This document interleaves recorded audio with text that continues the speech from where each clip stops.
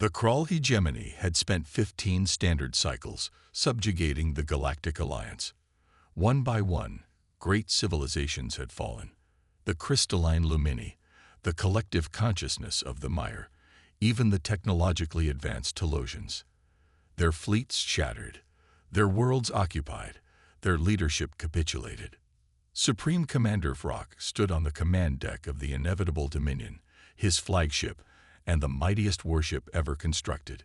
His gray, scaled skin gleamed under the ambient lighting as he watched the holographic display showing the vast Krull armada that had just crushed the last significant resistance at Telosian Prime. The final Alliance fortress has fallen. Supreme Commander reported his second-in-command, Officer Dren. The remaining Alliance leadership is requesting terms of surrender. Vrock's 4 amber eyes narrowed with satisfaction. 15 cycles of war, finally concluded. Prepare the victory address. The galaxy shall know the Krull hegemony as its rightful rulers. On thousands of planets across hundreds of systems, the beings of the Galactic Alliance watched in despair as Vrock's image appeared on their communication networks. People of the former Alliance, Vrock's voice boomed. Your resistance has been futile. Your military forces have been destroyed. Your leaders have surrendered. The Krull hegemony claims dominion over all Alliance territories, effective immediately. Resistance will be met with planetary bombardment. On the distant planet Helios 9, a group of Alliance refugees huddled around a makeshift communications array. Among them was Jim Kendrick, formerly an Alliance diplomat. That's it then, whispered Lana Reeves, an Alliance military strategist. We've lost everything. Not yet, Jim replied, his tired eyes reflecting the soft blue glow of the communications panel. There's still one possible ally. Lana looked at him skeptically. The isolationists. They refused to join the Alliance when we were at our strongest. Why would they help us now that we're defeated? Because, Jim said, pulling up a star chart showing a small, unremarkable solar system at the edge of the galaxy, humanity doesn't like bullies. Across the galaxy, in a hidden chamber deep beneath the surface of Telosian Prime, the last council of the Alliance gathered in secrecy. Representatives from a dozen broken species debated their final option. We cannot contact Earth, insisted Councillor Xen of the Telosians.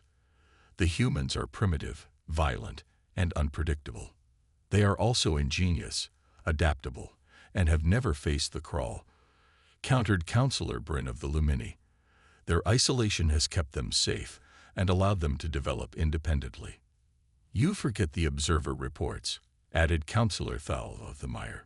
Their technology has advanced significantly in the generations since we agreed to leave them alone. They've developed faster than light travel on their own. They've colonized their solar system, and they would be slaughtered just like the rest of us. Sen argued. Their largest military vessel is smaller than a Krull scout ship. We are not asking them to fight our battles, Bryn said. We are asking for sanctuary, to preserve the knowledge and culture of our civilizations until the time is right to rebuild. As the Council argued, Jim Kendrick's unauthorized message was already speeding toward Earth. A simple distress signal encoded with the coordinates of the Helios 9 refugee encampment and a desperate plea. The galaxy has fallen. We need help. Humanity may be next. Aboard the inevitable Dominion, Vrock reviewed reports of victory celebrations across Krull territory when Officer Dren approached with a troubled expression. Supreme Commander, our long-range sensors have detected an unauthorized transmission from the Helios sector. The signal appears to be directed toward a previously uncharted region of space. Vrock waved dismissively. Likely survivors attempting to contact other refugees. Send a strike force to eliminate the source. Yes, Supreme Commander, Dren replied, but hesitated. There is something else. The signal was answered. Vrock's attention snapped fully to his officer. Answered. By whom? Unknown, Supreme Commander. But the response originated from a small yellow star system at the edge of the galaxy. A system not in our records. Vrock's mandibles twitched with irritation. Investigate this system immediately. If there are survivors hiding there, They will learn that resistance against the hegemony is futile. Little did Vrock know that the galaxy's fate had just changed. Humanity had received the message, and they were coming. Captain Thomas Reed of the Earth exploration vessel Pathfinder stared at the strange message displayed on his bridge's main screen. The translation matrix had rendered it into English, but the implications were difficult to process. Could be a hoax, suggested his XO, Commander Anna Davis, a pragmatic woman with 20 years in Earth's nascent space fleet. Unlikely, replied Dr. Mark Wilson, the ship's xenolinguist. The message uses encoding protocols that match the theoretical alien communication models we've developed. This is real. The Pathfinder had been at the edge of Sol's heliosphere conducting long-range communication experiments when they intercepted the distress call. As Earth's first true deep space vessel equipped with the Hoffman-Chen FTL drive, they were the only human ship with the capability to investigate. Even if it's genuine, said Anna, High Command will never authorize a first contact mission based on a distress call. The protocols are clear. Thomas's weathered face hardened with resolve. Those protocols were written by people who never had to decide whether to answer a cry for help. Navigation. Plot a course to these coordinates. We're going to check it out. Earth was not the primitive world the Alliance remembered. In the century since alien observers had last evaluated them, humanity had unified after a series of environmental catastrophes forced global cooperation. Their technological development had accelerated dramatically, driven by the existential need to expand beyond their homeworld.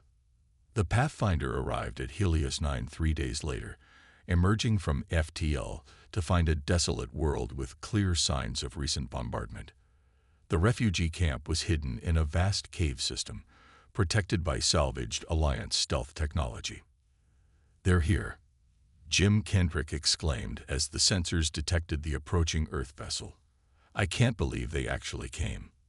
The human landing party, led by Captain Reed, approached the cave entrance cautiously.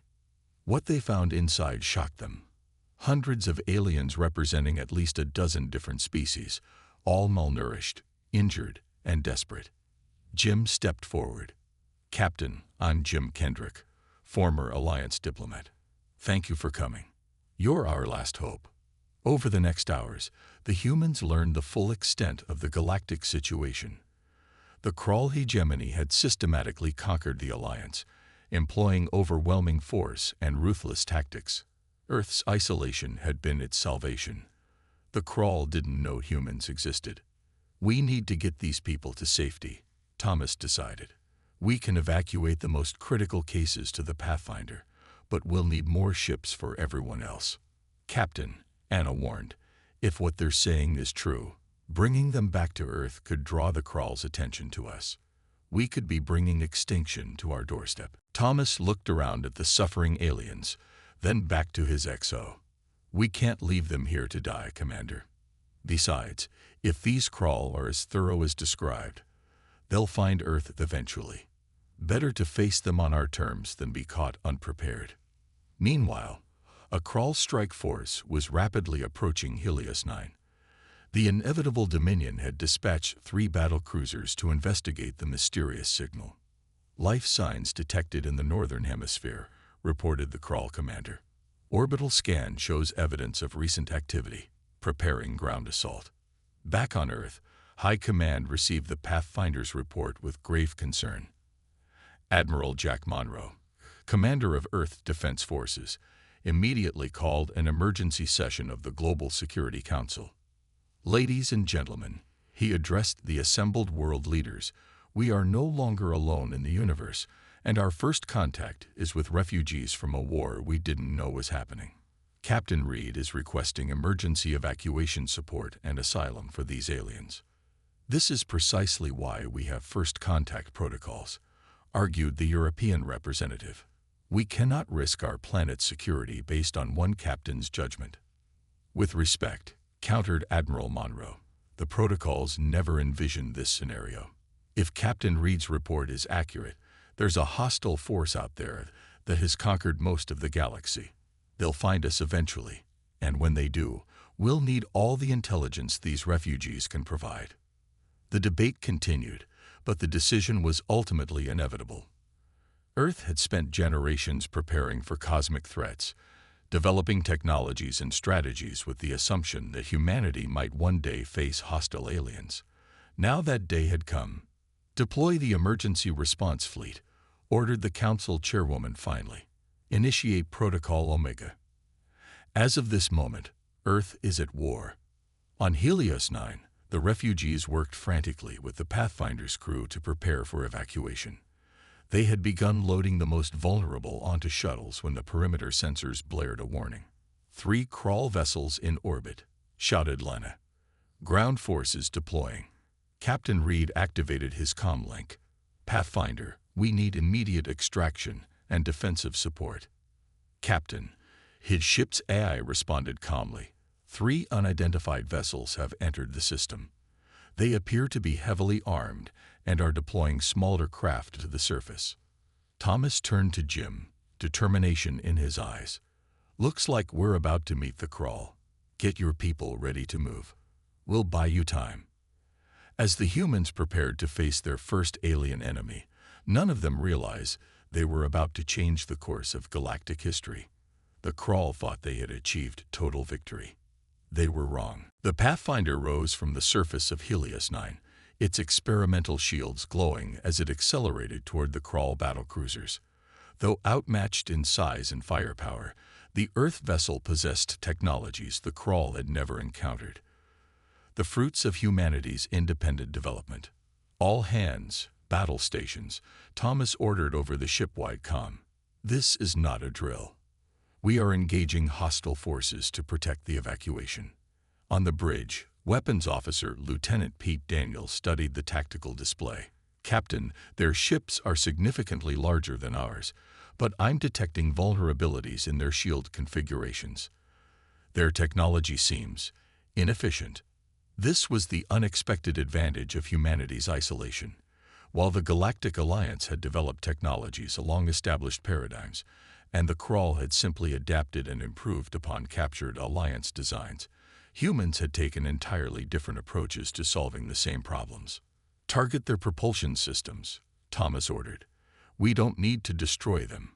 Just slow them down until reinforcements arrive." The Pathfinder launched a series of kinetic projectiles.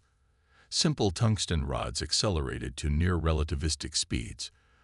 The crawl, accustomed to energy weapons and expecting shield impacts, were unprepared for physical projectiles that carried momentum through their energy barriers and punctured their hulls. In the crawl command ship, the commander watched in disbelief as one of his battlecruisers listed to the side, venting atmosphere. "What manner of weapon is this?" he demanded. "Unknown, Commander," his tactical officer responded. "The vessel appears to be using primitive ballistic technology, but at velocities our shields were not calibrated to repel." "Destroy that ship," the commander ordered. "Deploy all fighters." On Earth, Admiral Monroe watched the long-range telemetry from the Pathfinder with growing concern. The small Earth vessel was performing admirably against superior forces, but it couldn't last long against 3 battlecruisers. "The evacuation fleet is still 4 hours out," his aide reported. "They won't last 4 hours," Monroe replied grimly. "Deploy the Defenders." The Defenders were Earth's secret weapon, unmanned combat vessels controlled by advanced AI, designed specifically for high-risk engagements. Smaller than the Pathfinder, but more heavily armed, these vessels had never been tested in actual combat. Back on Helios 9, the ground situation deteriorated rapidly. Crawl landing parties had established a perimeter around the refugee camp, deploying heavy weapons to prevent escape. Commander Anna Davis led a small team of Earth Marines in a defensive action, using the cave systems to their advantage. "Set up crossfire positions here and here," she ordered, pointing to choke points on her tactical display. "We need to keep that evacuation corridor open." The Crawl ground commander, a veteran of dozens of campaigns, was perplexed by the human resistance. The small force was employing unpredictable tactics, using the terrain with unexpected effectiveness, and showing no fear despite being outnumbered. "These cannot be Alliance soldiers," he informed his superior. Their combat doctrine is completely different.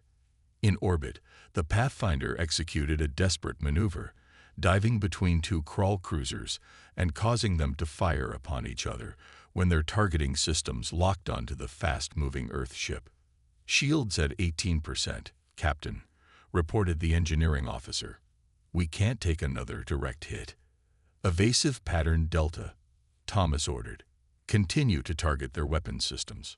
Just as the Pathfinder seemed doomed, space rippled as 5 defender vessels emerged from FTL jumps, perfectly positioned to attack the crawl ships from multiple vectors. "Captain Reed, this is Defender Control," came Admiral Monroe's voice over the comm. "Your reinforcements have arrived. The evacuation fleet is 4 hours behind us." The battle quickly turned as the defenders executed perfectly coordinated attacks, targeting weaknesses the Pathfinder had identified in the crawl defenses. Within minutes, 2 of the 3 crawl battlecruisers were disabled. On the surface, the crawl ground forces suddenly found themselves under orbital bombardment as the defenders provided close air support for the embattled humans and refugees. "Fall back to secondary positions." Anna ordered her team as sections of the cave began to collapse from the battle above. The refugees moved deeper into the cave system, protected by the human Marines. The Krell commander, facing defeat for the first time in his career, made an emergency transmission to the inevitable Dominion. "Supreme Commander, we have encountered an unknown species defending the Alliance refugees. Their technology is unexpected. Request immediate reinforcements." Aboard the inevitable Dominion, Vrock received the message with disbelief. "Show me these defenders," he demanded. When the visual data arrived, showing the Pathfinder and the defenders engaging his battlecruisers, Vrock's expression darkened. "This vessel design is not in our records. Where did they come from?" "The signal trace indicates they originated from the same uncharted system that responded to the refugee distress call," Officer Dren reported. "Send the 4th Fleet," Vrock ordered. "I want these interlopers identified and eliminated. No species interferes with the Krall hegemony's victory." 4 hours later, the Earth evacuation fleet arrived at Helios 9. 15 vessels of various sizes prepared to rescue the remaining refugees. The Krall resistance had been temporarily neutralized, their remaining battlecruiser retreating to a safe distance to await reinforcements. "Begin loading immediately," Thomas ordered. "We have to get everyone off-world before their reinforcements arrive." As the evacuation proceeded, Jim Kendrick approached the Earth captain. "You need to understand something, Captain. The Krall won't stop with this defeat. They'll come for Earth next. This isn't just a rescue mission anymore. You've just entered a war that has consumed the galaxy." Thomas looked out at the stars, contemplating the enormity of the situation. "Maybe so," he replied. "But from what I've seen today, it's a war they don't know how to fight against humans." In the darkness of space, the Krall 4th Fleet was already en route to Helios 9, carrying with it the full might of the victorious hegemony. The enemy had declared victory too soon, and now humanity had entered the fray. The refugee fleet arrived in Earth's solar system 2 weeks later, a disparate collection of Earth vessels and salvaged Alliance ships limping into orbit around Jupiter. Earth's defenses were on high alert, with military vessels patrolling the system's edge and asteroid-based weapons platforms activated for the first time since their construction. In the United Earth Defense Headquarters beneath Geneva, Admiral Monroe briefed the Global Security Council on the situation. "The good news is we successfully evacuated over 10,000 Alliance refugees from Helios 9, he reported. "The bad news is we've confirmed that a significant Krall fleet is pursuing them." "How significant?" asked the African Union representative. Monroe's expression was grim. "According to our refugee experts, approximately 50 capital ships and their support vessels, more firepower than humanity has ever assembled." The room fell silent as the implications sank in.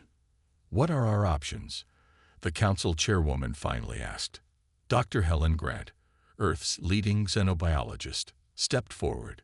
"We've been debriefing the Alliance scientists and military personnel among the refugees.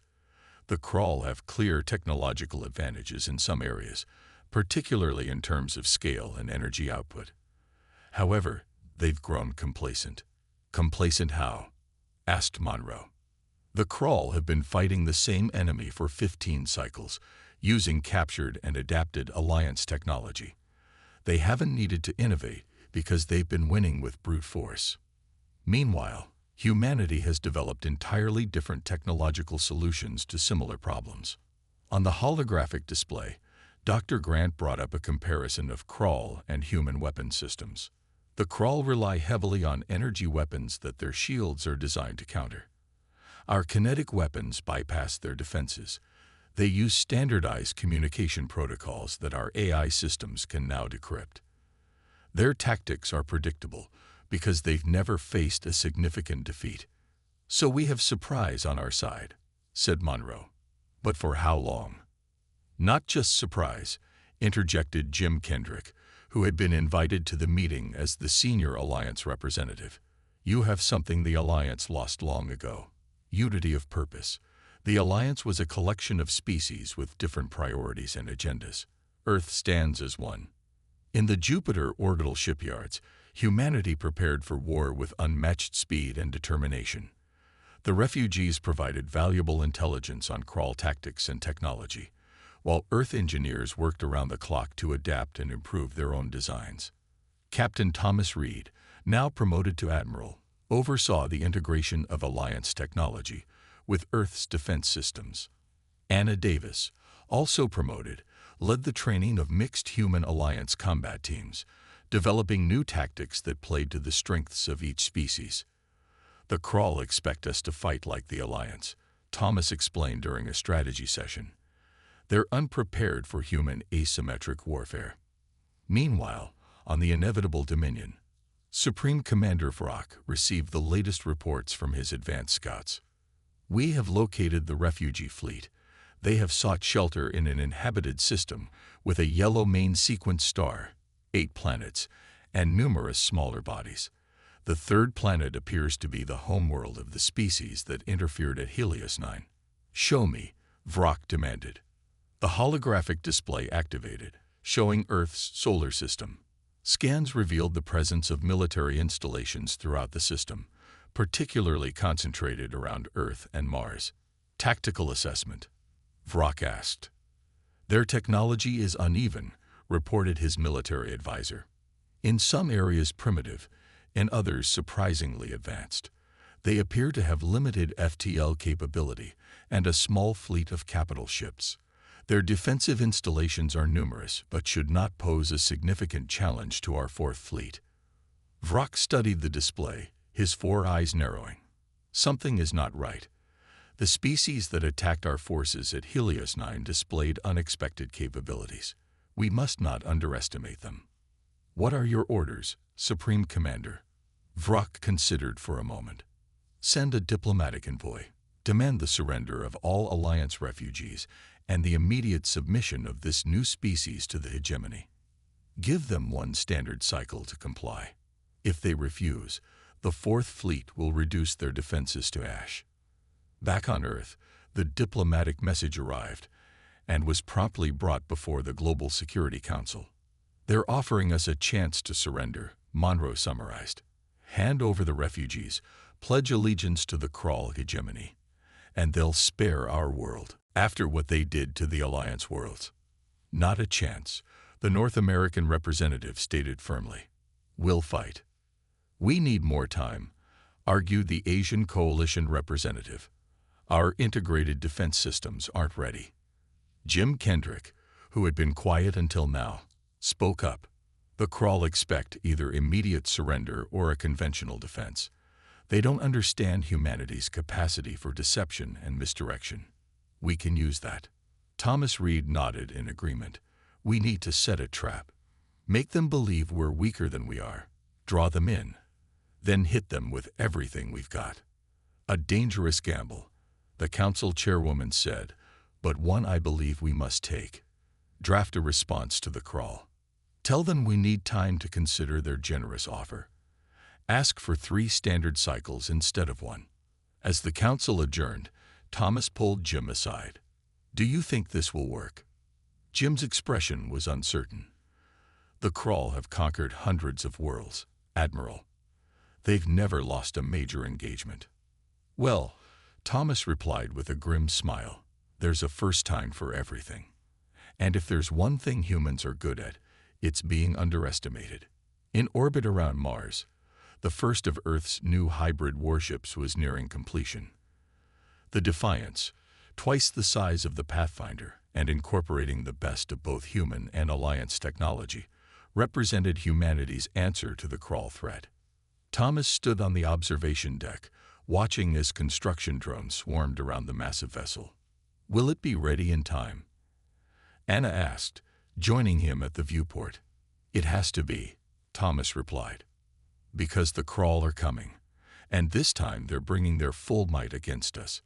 What the Crawl didn't know was that humanity had spent centuries preparing for this moment, imagining alien threats, developing contingency plans, and building weapons designed specifically to counter advanced aggressors. The Crawl had declared victory over the galaxy too soon. Humanity had entered the fray, and they were ready to fight. The Crawl Fourth Fleet arrived at the edge of the solar system precisely one cycle after their ultimatum, not waiting for Earth's extended deadline. 53 capital ships and hundreds of support vessels emerged from FTL, forming a battle line that stretched across millions of kilometers of space. On the inevitable Dominion, which had joined the fleet for this significant operation, Supreme Commander Vrock observed the human defenses with growing suspicion. "Their orbital platforms are minimal," he noted. "Their fleet is gathered near their homeworld. Yet they refused our terms." "Perhaps they are simply ignorant of our power," suggested his advisor. "Many species fail to comprehend the might of the hegemony until they witness it firsthand." Vrock wasn't convinced. "Scan for cloaked vessels and hidden installations. The species that attacked our forces at Helios 9 demonstrated unexpected capabilities." The Crawl fleet advanced cautiously, first securing the outermost planet and its moons as a staging area. Their long-range sensors probed the system, detecting the human military presence primarily concentrated around Earth and Mars.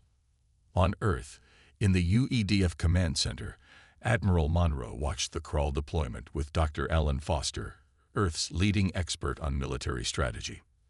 "They're being more careful than we expected," Alan observed, "establishing a forward base rather than rushing in." "They're learning," Monroe replied. "But are they learning quickly enough?" Throughout the solar system, human forces remained concealed. Stealth platforms embedded in the asteroid belt, disguised as ordinary space debris. Automated drone swarms powered down to minimal emissions inside hollow comets. The Defiance and its sister ships hidden in the perpetual shadow of Saturn's rings. The real fight would start not when the Crawl arrived, but when humanity decided it was time. 3 days after their arrival, the Crawl dispatched a vanguard of 15 battlecruisers to sweep through the asteroid belt, clearing the path to the inner planets. As they entered the dense field of tumbling rocks, human commanders watched and waited. "Fleet Admiral, Crawl forces have reached the designated engagement zone," reported the tactical officer aboard the Defiance. Thomas Reed, now commanding Earth's combined fleet, gave the order everyone had been waiting for. "Execute Operation Hornet's Nest." Throughout the asteroid belt, thousands of seemingly insignificant rocks suddenly came to life. Stealth drones, each armed with a single high-yield nuclear warhead, activated and accelerated toward the Crawl formation. The Crawl detected the incoming threats too late. Their shields, designed to repel energy weapons and large projectiles, proved ineffective against the swarm of small, fast-moving objects. Nuclear detonations blossomed across the belt as the drones struck their targets or detonated in proximity, creating an electromagnetic pulse that disrupted Crawl communications and sensors. 15% of their vanguard destroyed. "Sir," reported Anna Davis from her tactical station. 40% reporting significant damage. "Stage 2, Thomas ordered. Launch the defenders." From their hiding places, 20 defender vessels powered up and accelerated toward the disoriented Crawl ships. Unlike at Helios 9, These defenders had been upgraded with hybrid technology, incorporating Alliance shield configurations and human weapons systems. The battle in the asteroid belt raged for hours. The Crawl, recovering from their initial surprise, fought back with devastating energy weapons that vaporized asteroids and human drones alike. But the damage had been done. The vanguard was scattered, their formation broken. On the inevitable Dominion, Vrock received the reports with cold fury. They were prepared for us. They have weapons specifically designed to counter our systems. Supreme Commander, we should withdraw the vanguard and advance with the main fleet, his advisor suggested. No, Vrock decided. This is exactly what they want. They're trying to draw us into a trap. He turned to his communications officer. Signal all ships. The main fleet will advance in tight formation. Maximum shield strength. We will push straight through to their homeworld. Back on Earth, Thomas received the update from their forward observers. The main Crawl fleet is moving in. They're not taking the bait. Plan B, then, Monroe decided. All forces, prepare for direct engagement. The human strategy shifted. If the Crawl wouldn't be drawn into a lengthy battle of attrition in the outer system, humanity would make its stand closer to home. The Martian defense platforms activated as the Crawl fleet approached, unleashing a barrage of kinetic impactors and energy weapons. The Defiance and its battle group emerged from Saturn's shadow, accelerating to FTL for a short jump that would position them behind the Crawl formation. On the front lines, joint human alliance fighters launched from concealed bases on Mars and moons, targeting the Crawl's support vessels and communication relays. Former Alliance pilots, now flying Earth-built craft with familiar controls, provided crucial expertise in identifying Crawl vulnerabilities. Their flagship is in the center of the formation, Jim Kendrick advised, now serving as a tactical consultant aboard the Defiance. The inevitable Dominion.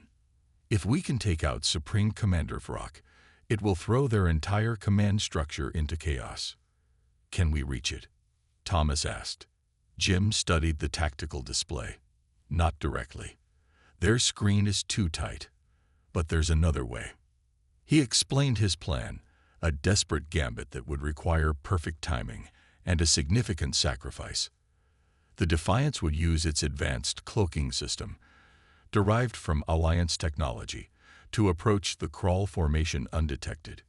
Meanwhile, a small strike team would infiltrate the inevitable Dominion, using modified Alliance transport codes. It's a one-way trip for the strike team, Jim concluded.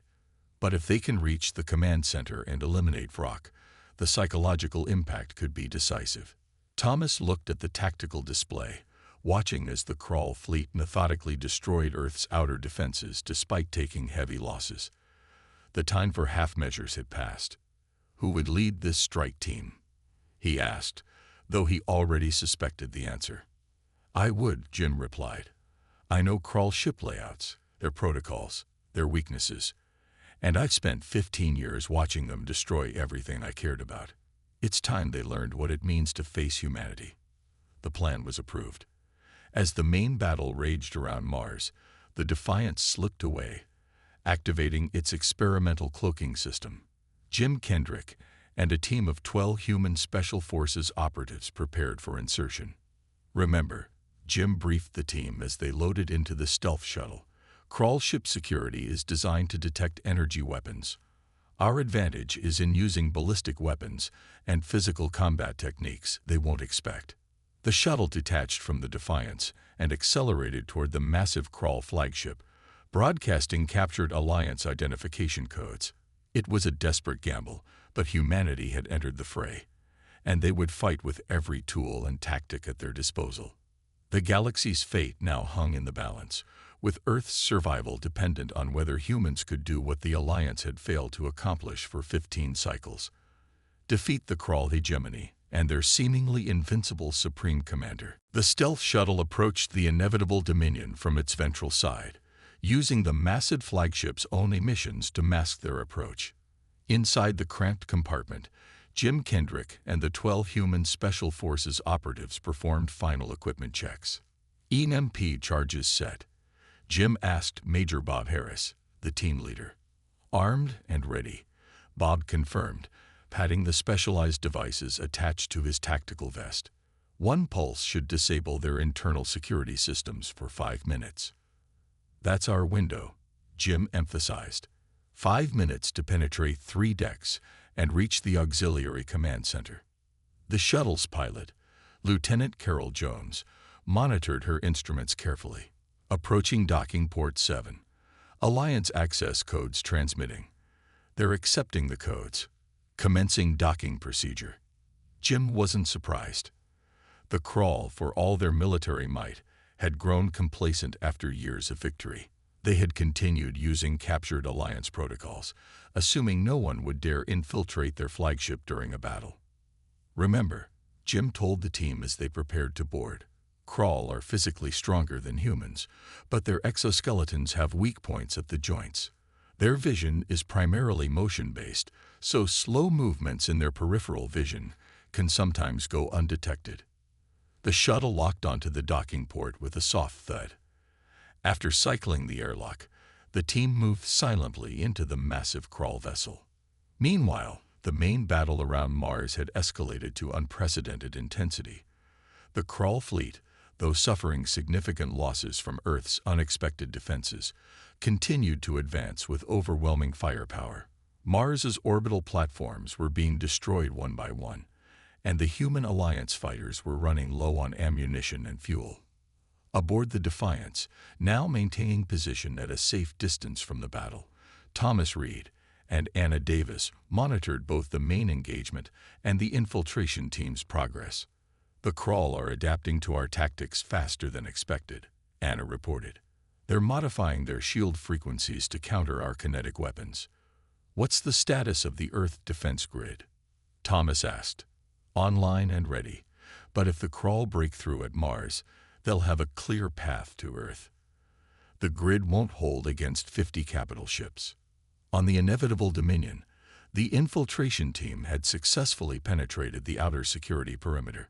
Moving through maintenance corridors identified from Alliance intelligence, they avoided the main thoroughfares where Crawl troops were rushing to battle stations. EMP in 3, 2, 1. Major Harris activated the device, sending a targeted electromagnetic pulse through the ship's nearby systems. Lights flickered, security barriers deactivated, and the team moved quickly into the now unguarded restricted zone. 5 minutes, Jim reminded them. Move. They encountered their first resistance 2 decks up, a patrol of 4 Crawl soldiers investigating the power disruption. Before the aliens could react, the humans engaged with silent precision. Using sound-suppressed ballistic weapons and carbon fiber combat knives, they eliminated the patrol without raising an alarm. Different physiology than I expected, Bob noted, examining one of the fallen Crawl. Intelligence said they had 4 arms, not 6. They're Vrock's elite guard, Jim explained, recognizing the distinctive armor pattern. Genetically modified for enhanced combat capability. We must be close to the command center. The team pressed forward, encountering increasingly heavy resistance as they approached their target. Their element of surprise was fading, and the Crawl were beginning to coordinate their defense. In the main battle, the tide was turning against the human forces. The Crawl fleet had broken through the Martian defense line and was advancing toward Earth, methodically destroying everything in their path. Admiral, Anna reported grimly, Crawl forces have disabled our primary defensive platforms around Mars. They'll be in range of Earth within 2 hours. Thomas studied the tactical display, noting the positions of their remaining forces. Signal all ships. Fall back to the Earth defense grid. Prepare for final stand.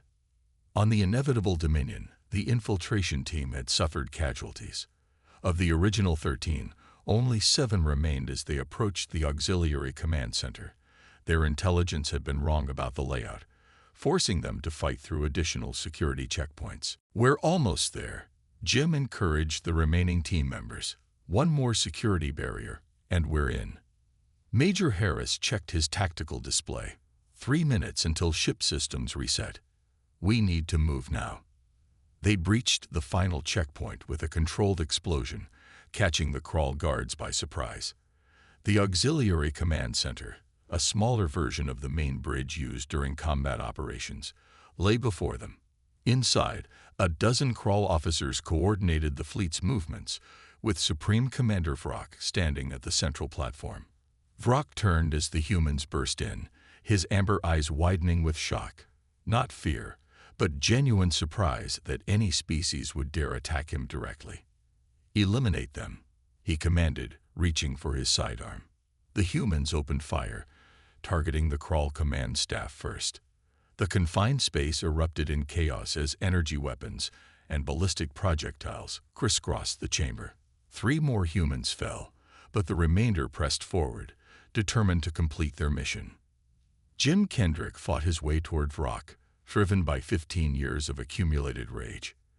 "This is for the Alliance," he growled, engaging the Supreme Commander in close combat. Vrock was a formidable opponent, his genetically enhanced physiology giving him strength and speed beyond normal Crawl capabilities. He batted Jim aside with a powerful blow, then turned to activate the emergency protocols. "All ships, initiate final attack pattern," he commanded into the ship-wide communication system. "Destroy the human homeworld immediately." Major Harris, bleeding from a wound in his side, saw his opportunity. With his last strength, he launched himself at the Crawl leader, driving a specialized blade designed to penetrate Crawl exoskeletons between Vrock's armor plates. Vrock roared in pain and fury, but before he could retaliate, Jim recovered and fired his weapon point-blank into the Supreme Commander's primary neural cluster, the equivalent of a Crawl's brain. Supreme Commander Vrock, architect of the Galactic Alliance's defeat and self-proclaimed ruler of the galaxy, collapsed to the deck, his 4 eyes dimming as life left his body. "We did it," Jim gasped, supporting the fatally wounded Harris. Now for Phase 2. The few surviving humans secured the command center, and Jim accessed the Crawl communication systems. With Vrock's command codes, stolen from the Supreme Commander's personal device, he issued a new order to the entire Crawl fleet. "All ships withdraw immediately. Supreme Commander Vrock has fallen. Return to Rally Point Alpha for reorganization." Throughout the system, the Crawl fleet received the authenticated command and hesitated. Their rigid command structure had never prepared them for the loss of their Supreme Commander during battle. Confusion spread through their ranks as secondary commanders argued over who should assume leadership. Back on the Defiance, Thomas Reed watched in amazement as the Crawl fleet's advance suddenly stalled. "What's happening?" "Sir," the communications officer reported, "we're picking up confused Crawl transmissions. They're saying, 'Supreme Commander Vrock is dead. The infiltration team must have succeeded.'" But the victory was precarious. On the inevitable Dominion, Crawl security forces were converging on the Auxiliary Command Center. Jim and the 2 remaining human operatives had barricaded themselves inside, but they wouldn't hold out for long. "Time for the final play," Jim told his companions. He accessed the flagship's engineering controls and initiated a sequence that would overload the main reactor. "Let's make sure the Crawl remember this day." As alarms blared throughout the massive vessel, Jim sent one final message to the Defiance. "Mission accomplished. Vrock is dead. The inevitable Dominion will self-destruct in 10 minutes. Tell Earth, humanity has changed the equation." Thomas received the message with a mixture of triumph and sorrow. "Signal all forces. Target the inevitable Dominion with everything we've got. Don't let any Crawl officers escape to reorganize their fleet." The human forces, reinvigorated by the stunning turn of events, launched a coordinated assault on the Crawl flagship. The confused Crawl fleet, now without central leadership, responded in disarray, some ships moving to protect their flagship, while others began withdrawing as per the falsified order. In the inevitable Dominion's Auxiliary Command Center, Jim Kendrick watched the battle unfold on the tactical displays. The ship shuddered as human weapons found their mark, accelerating the reactor overload he had initiated. It was an honor, He told his surviving teammates as crawl forces finally breached the barricaded door. The humans fought to the last, ensuring the reactor sequence couldn't be reversed. The inevitable Dominion exploded in a blinding flash that temporarily outshone Mars itself. The shockwave rippled through the crawl fleet, destroying vessels already damaged from the battle, and sending the remainder into further disarray. Thomas Reed stood on the Defiance's bridge, silently honoring the sacrifice of the infiltration team. All ships, advance. The crawl are vulnerable. Press the attack. The tide had turned. The battle that would change the galaxy forever was entering its final phase.